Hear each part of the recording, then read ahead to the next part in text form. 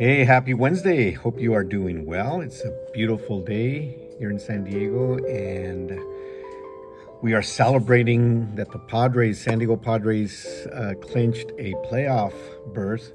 And I'm not wearing my Padre gear, but I'm wearing the next best thing. It's my Chavista shirt because today is Wednesday, and we have our Chavista Club, Cesar Chavez Service Clubs, and yeah, it's the San Diego Padres colors. So wearing the next best thing.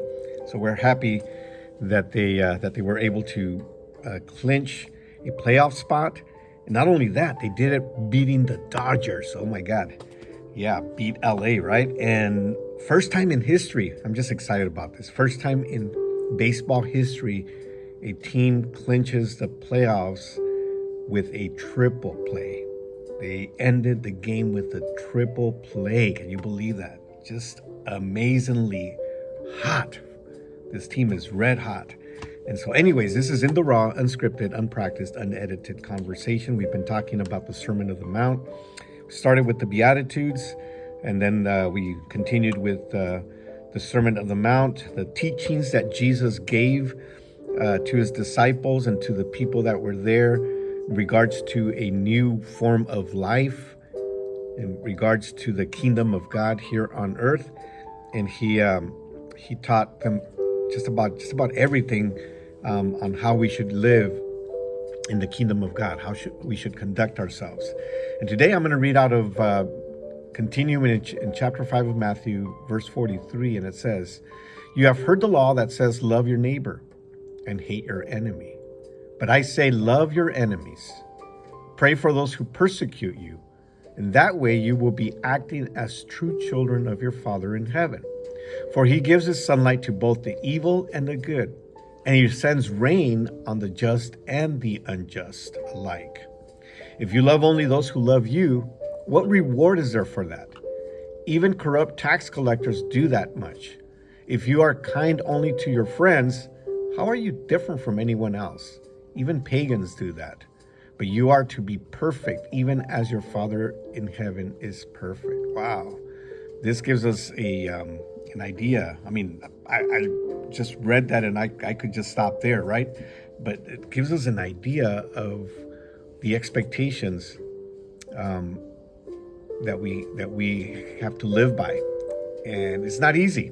It's not easy. They're not easy expectations, But if Jesus taught this, it's because he modeled this, and he wants us to live the same way. And when you think about it, it's easy to love people that are in agreement with you. It's easy to love somebody that thinks the way you think, that has the same lifestyle you have. It's easy to get along with somebody that agrees with you in everything. There's really no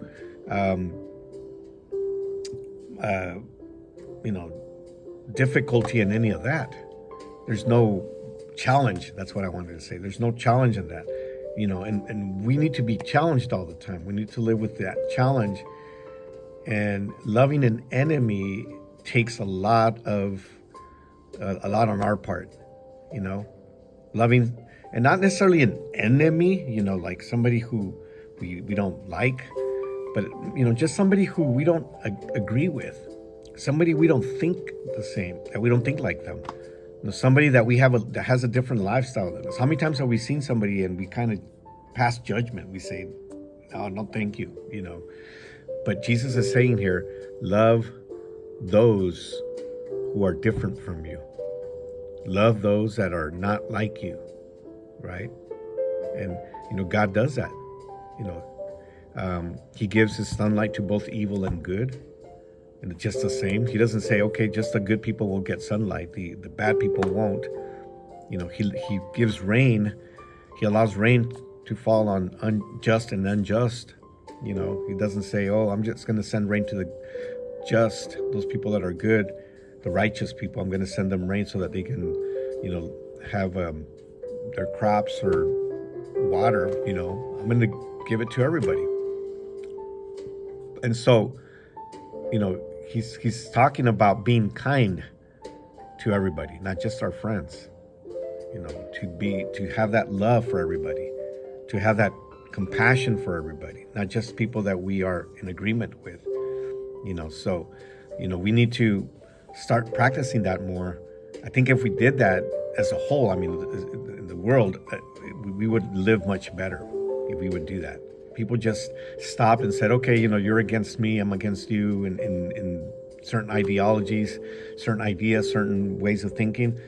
But that's not a reason for me not to love you, or for me not to accept you or tolerate you. And we live in a world that is very polarized. It's people on one side, people on the other side, and people are just against each other all the time. We see it in everywhere. We see it in politics. We see it in society. We see it, just everywhere. And we need to be more loving to each other, accepting to each other, and the whole key to this is respectful towards each other. We need to respect people's views, people's ideas, people's ways of thinking.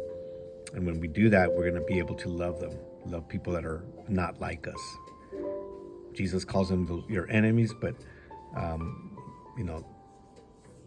in a way they are, because we are against them in many ways, and they are against us. But when we put those things aside and we say, okay, you're a person, you're a human being like I am, we need to love each other, we need to accept each other, we need to be able to live with each other.